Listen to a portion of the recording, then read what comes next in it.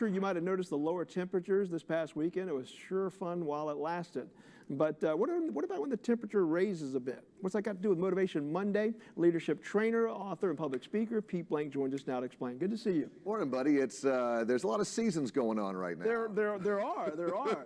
But the heat's coming this week. It's coming back. But you're talking about the heat when you're maybe in a communication with somebody. Right.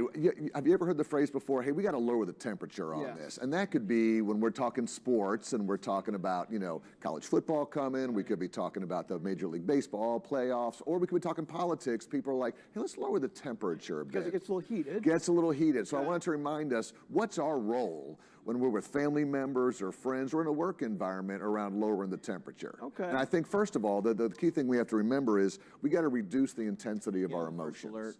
So emotions get hot. And so a lot of times we say things we don't mean. We may type something in a text or a Facebook post we don't want.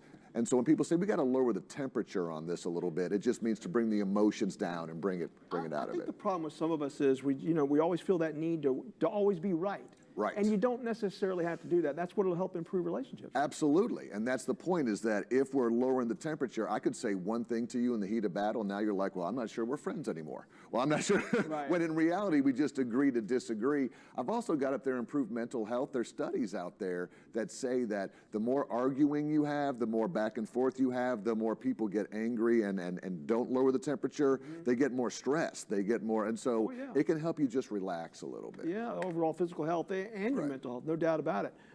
But it's easier said than done. Right.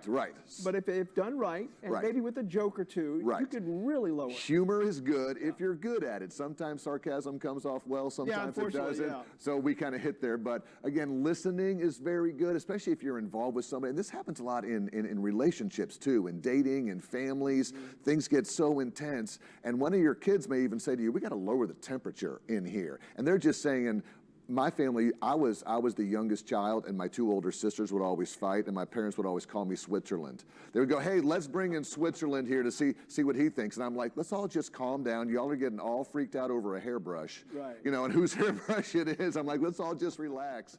So those are the things I think if we always look to lower the temperature, we can build a lot better relationships. All right, Pete Blank, good advice for Motivation Monday. Thanks very much, sir. All right, man.